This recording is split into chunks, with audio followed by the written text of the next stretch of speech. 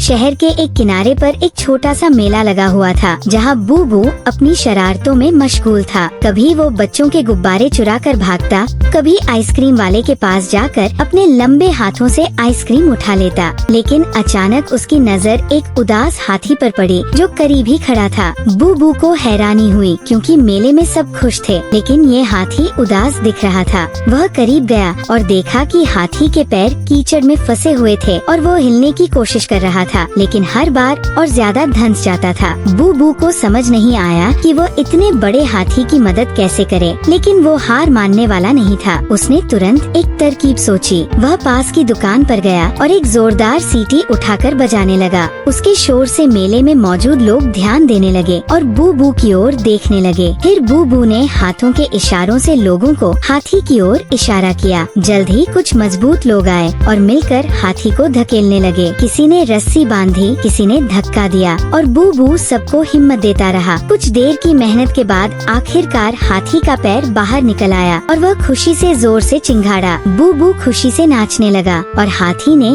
शुक्रिया अदा करने के लिए अपनी लंबी सूंड से बूबू को उठाकर अपनी पीठ पर बिठा लिया। बूबू खुशी से झूमने लगा और सब लोग तालियां बजाने लगे। अगले दिन बूबू बाजार में घूम रहा था कि अचानक उसने खुद को मुश्किल में पाया। वह एक नदी के किनारे पहुंच गया था और उसकी कोशिश थी कि वह दूसरे किनारे पर जा सके, मगर पानी बहुत तेज था। वो सोच ही रहा था कि क्या करे कि अचानक पीछे से जोरदार आवाज आई। वही हाथी था। हाथी ने बूबू को देखा और तुरंत समझ गया कि वह परेशान है। हाथी ने मुस्कुराकर अपनी सूंड आगे बढ़ाई। बूबू ने तुरंत उस पर चढ़कर हाथी की पीठ पर बैठने की कोशिश की। हाथी ने मजे से बूबू को नदी के पार पहुंचाया और बूबू ने खुश होकर तालियां बजाई। बूबू और हाथी की दोस्ती अब मजबूत हो चुकी थी। अब जब भी बूबू मेले में आता, हाथी उसका इंतजार कर रहा होता। कभी बूबू हाथी को केले खिलाता, तो कभी हाथी अपनी सूंड से बूबू को झूला देता। ये कहानी हमें सिखाती है कि दोस्ती सिर्फ बराबर के लोगों से नहीं होती, बल्कि अगर नियत साफ हो